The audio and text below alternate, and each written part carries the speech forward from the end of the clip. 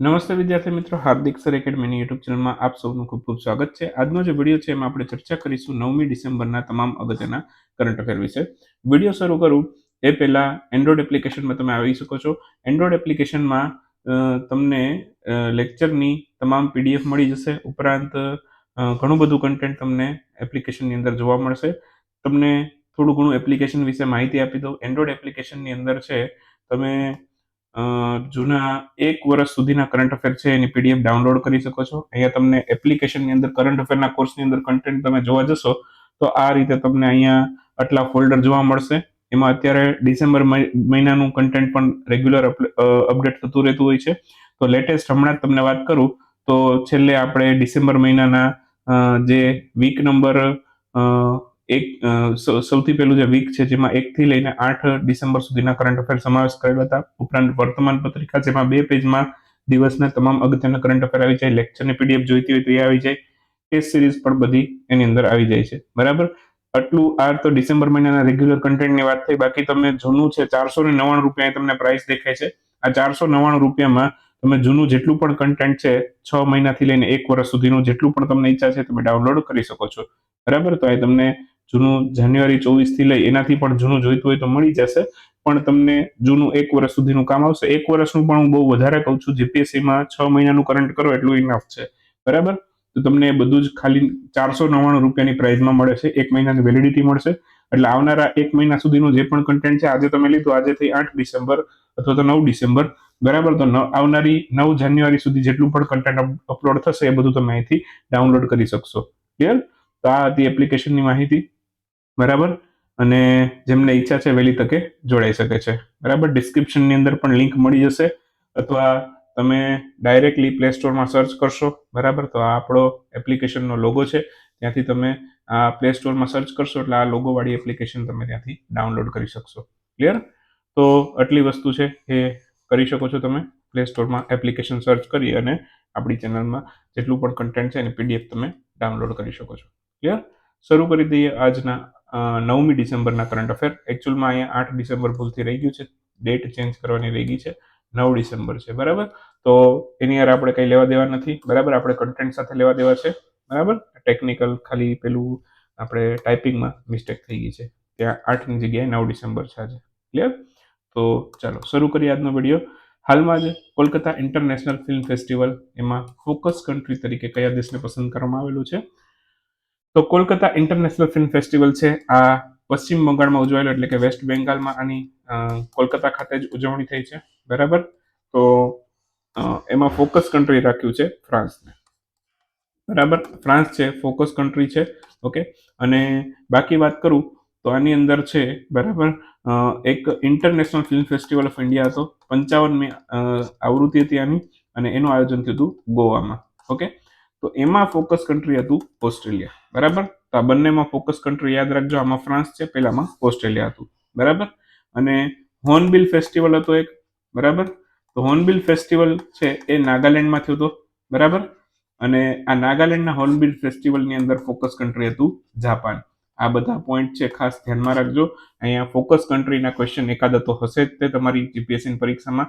તો એસટીઆઈની પરીક્ષા માટે ફોકસ કન્ટ્રી ઉપર ખાસ તમે ફોકસ કરજો. બરાબર, એકાદો ક્વેશ્ચન 100% આવશે. તો ભારતમાં પશ્ચિમ બંગાળ રાજ્ય છે ત્યાં આ કોલકાતા ઇન્ટરનેશનલ ફિલ્મ ફેસ્ટિવલની 30મી આવૃત્તિ હતી. તો ક્વેશ્ચનમાં એવું પણ આવે કેટલામી આવૃત્તિ હતી? તો 30મી આવૃત્તિ હતી. આની શરૂઆત થઈ હતી 1995માં. ફોકસ કન્ટ્રી હતું ફ્રાન્સ. બરાબર, કોલકાતા ઇન્ટરનેશનલ ફિલ્મ ફેસ્ટિવલ માટે. બરાબર, તો એ ખાસ યાદ રાખજો. ક્લિયર? બાકી વાત કરું તો international film festival of India માટે ફોકસ કન્ટ્રી ઓસ્ટ્રેલિયા હતું. હોર્નબિલ ફેસ્ટિવલ માટે જાપાન હતું. અને આંતરરાષ્ટ્રીય ગીતા મહોત્સવ એના માટે પાર્ટનર કન્ટ્રી કયું હતું? તો કે તંજાનિયા. બરાબર, આ ખાસ બધા જ મુદ્દાઓ છે અગત્યના છે. મોસ્ટ ઇમ્પોર્ટન્ટ છે. 3 સ્ટાર મારું છું. આમાંથી એકાદો ક્વેશ્ચન 100%ની ગણતરી સાથે તમારી એક્ઝામમાં હશે જ. સૌ પ્રથમ એશિયાઈ ઈ સ્પોર્ટ્સ ગેમ્સનું આયોજન કયા દેશમાં કરવામાં આવેલું છે? સૌથી પહેલા ઈ સ્પોર્ટ્સ ગેમ છે એશિયન માટે એ થાઈલેન્ડની રાજધાની બેંકોકમાં થયા હતા. બરાબર, તો એ પણ આપણે યાદ રાખીશું. ઓકે, તો ઓપ્શન બી જવાબ છે. સૌથી પહેલા ઈ સ્પોર્ટ્સ ગેમ્સનું આયોજન થાઈલેન્ડના બેંકોક ખાતે થયું છે. બરાબર, સૌથી પહેલા ઓલિમ્પિક ઈ સ્પોર્ટ્સ ગેમ્સ ક્યાં રમાયા? બરાબર, તો એ સિંગાપોરમાં રમાયા હતા. ઓકે, અને હવે પછી 2025માં ઓલિમ્પિક ઈ સ્પોર્ટ્સ ગેમ્સ છે એ સાઉદી અરબમાં રમાશે, બરાબર, એ ધ્યાનમાં રાખીશું. અહીંયા આપણે વાત કરીએ છીએ એશિયાઈ ઈ સ્પોર્ટ્સ ગેમ્સની. થાઈલેન્ડના બેંકોકમાંથી આ સૌથી પહેલી આવૃત્તિ હતી, બરાબર. અને આમાં ડેવલપમેન્ટ શું થઈ તો કે ભારતના એક ખેલાડી છે પવન કામ્પેલી. ઓકે, તો એમણે આમાં ભારતને સૌથી પહેલો બ્રોન્ઝ મેડલ અપાવેલો છે. એમને જે સ્પોર્ટ્સમાં પાર્ટિસિપેટ કર્યું હતું એ હતું ઈ ફૂટબોલ.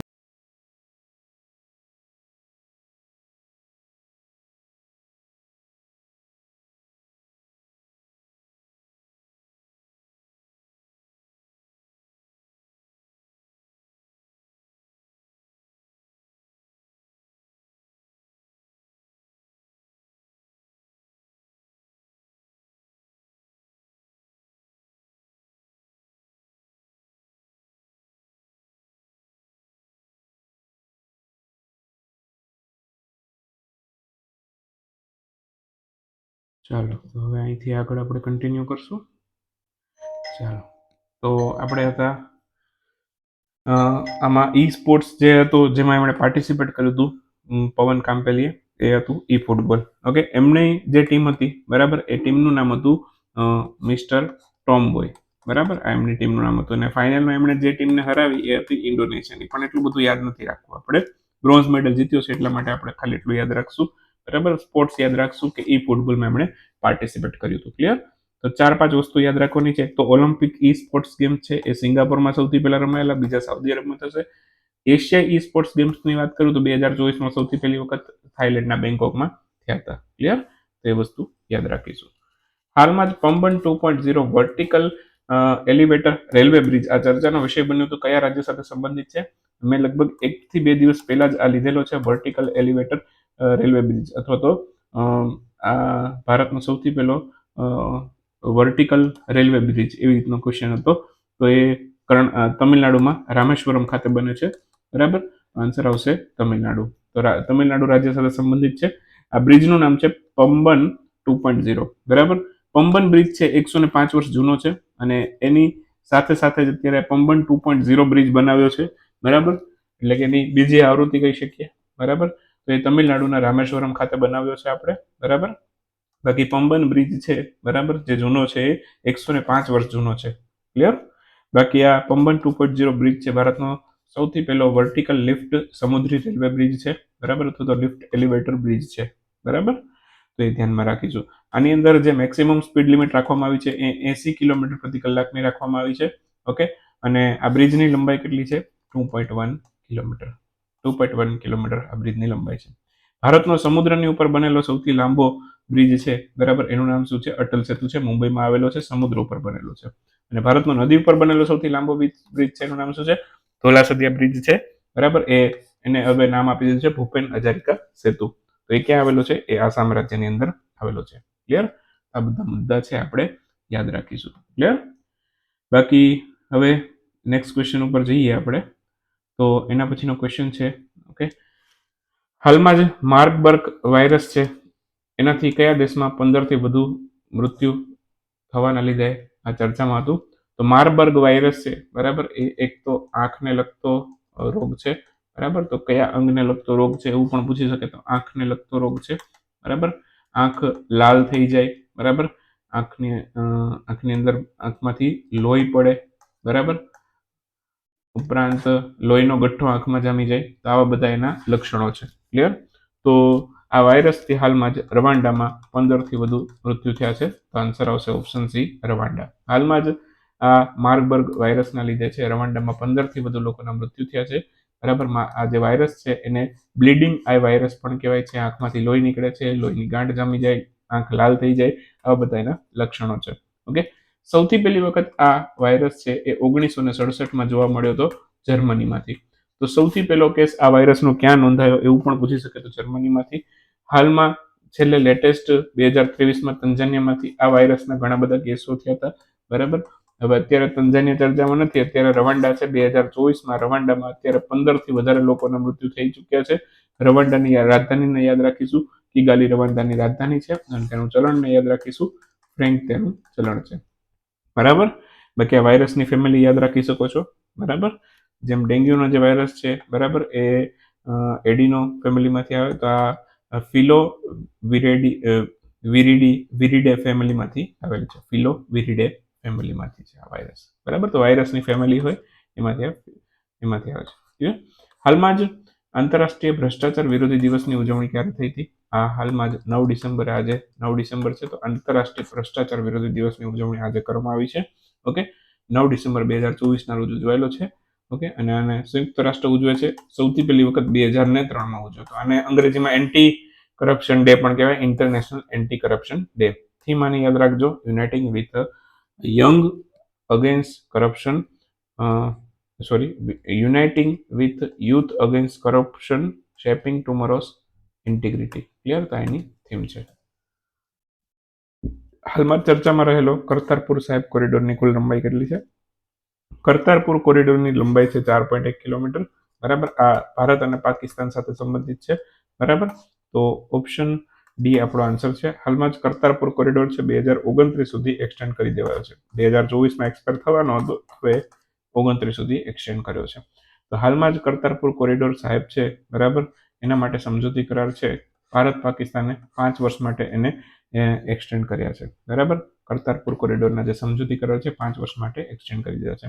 અને સાઇન ક્યારે કર્યા હતા? તો એ પણ ક્વેશ્ચન પૂછી શકે. 24 ઓક્ટોબર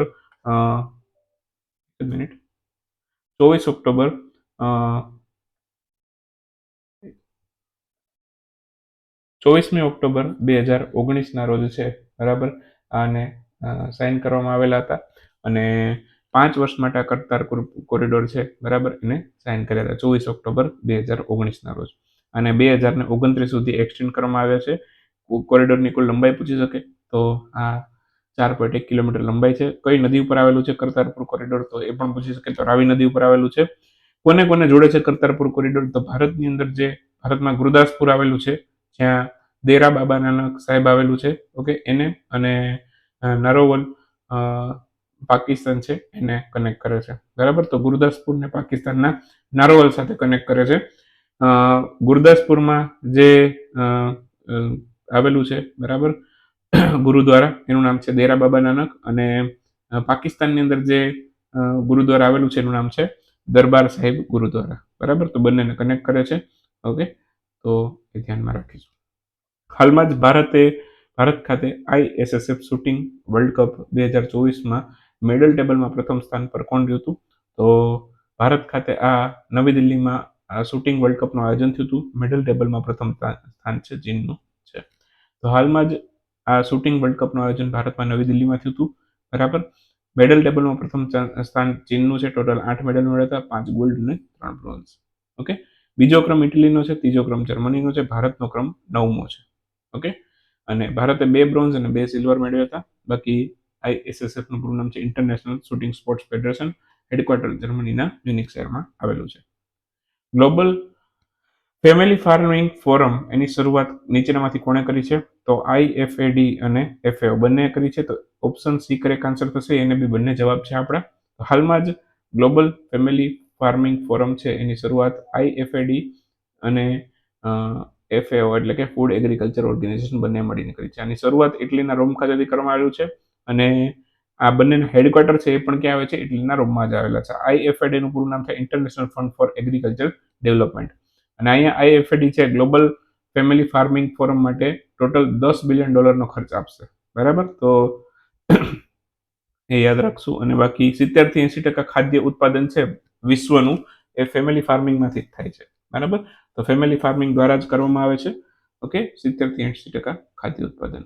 બરાબર, અને જેટલા વિશ્વના ટોટલ ખેતરો છે ને, એના 90 થી 95% જે ખેતરો છે, બરાબર, એ ફેમિલી ફાર્મિંગના જ છે. બરાબર, એ પણ આપણે યાદ રાખીશું. બરાબર, બાકી થોડાક એક વાક્યના ક્વેશ્ચન જોઈ લઈએ. શ્રી સમ્મી સિલ્વા એ કયા દેશના ક્રિકેટ કાઉન્સિલના અધ્યક્ષ બનશે હાલમાં જ? તો એ બનશે શ્રીલંકાના ક્રિકેટ કાઉન્સિલના અધ્યક્ષ. ઓકે, હાલમાં જ સાહિત્ય એકેડમી દ્વારા નવી દિલ્હી ખાતે આયોજિત પુસ્તક મેળાનું નામ શું રાખવામાં આવ્યું છે? તો સાહિત્ય એકેડમીએ પુસ્તક મેળાનું આયોજન કર્યું છે નવી દિલ્હીમાં. નામ છે પુસ્તકાયન. ઓકે, રાજનાથસિંહ રક્ષામંત્રી છે આપણા, એ કયા દેશની વિદેશ યાત્રા ગયા? એ રક્ષા મંત્રી રાજનાથસિંહ રશિયાની વિદેશ યાત્રા ગયા. રશિયાની રાજધાની મોસ્કો છે, ચલણ રૂબલ છે. કૃષ્ણવેણી સંગીત નિર્જનમ, આનું બીજું સંસ્કરણ છે, એનું આયોજન કયા સ્થળે થયું? આ વિજયવાડામાં થયું. આંધ્રપ્રદેશના વિજયવાડા ખાતે આનું આયોજન કરવામાં આવ્યું હતું. વર્લ્ડ વેઇટ લિફ્ટિંગ ચેમ્પિયનશિપ 2024 નું આયોજન કયા દેશમાં થયું? આ બહરીનમાં કરવામાં આવેલું વર્લ્ડ વેઇટ લિફ્ટિંગ ચેમ્પિયનશિપ. ચર્ચામાં રહેલ સોનાઈ રૂપાઈ વન્યજીવ અભયારણ્ય કયા રાજ્યમાં છે? આ આસામ રાજ્યમાં આવેલું છે. મુખ્યમંત્રી હેમંત બિસ્વા શર્મા છે. રાજ્યપાલ ત્યાં લક્ષ્મણ આચાર્ય છે. હાલમાં જ સુનિત મહેતા કયા દેશમાં ભારતના નવા હાઈ કમિશનર બન્યા? તે ફિજીમાં નવા ભારતના હાઈ કમિશનર બન્યા. ભારતીય ખેલ સન્માન 2024માં કોચ ઓફ ધ યરનો પુરસ્કાર કોને મળ્યો છે? તો સુમા સિરુને મળ્યો છે. આન્સર આવશે સુમા સિરુ. ઇન્દિરા ગાંધી શાંતિ પુરસ્કારથી કોને સન્માનિત કર્યું છે? તો વેરોનિકા બેચલેટને આનાથી સન્માનિત કરવામાં આવેલું છે. હાલમાં જ કયા રાજ્યમાં પુઠાંદુ ઉત્સવ ઉજવાયેલો છે? તો તમિલનાડુમાં ઉજવાયેલો છે પુઠાંદુ ઉત્સવ. હાલમાં જ ભારતની સૌપ્રથમ ઉબર શિકારા સર્વિસ છે એની શરૂઆત કયા સ્થળે થઈ હતી? આ ડલ સરોવર અથવા તો ડલ ઝીલ ખાતે થઈ હતી. શ્રીનગરમાં આવેલું છે ડલ ઝીલ. ક્વેશ્ચનમાં એ પણ પૂછે ક્યાં આવ્યું છે? જમ્મુ કાશ્મીરમાં શ્રીનગરમાં. રાયતુ ભરોસા યોજના ચર્ચાનો વિષય બની હતી. કયા રાજ્યની યોજના છે? આ તેલંગાણાની યોજના છે. તો અહીંયા આ સાથે આપણે 9મી ડિસેમ્બરના વિડીયોને સમાપ્ત કરીશું. બરાબર. અને આવતીકાલે 10મી ડિસેમ્બરના કરંટ અફેર્સ સાથે આપણે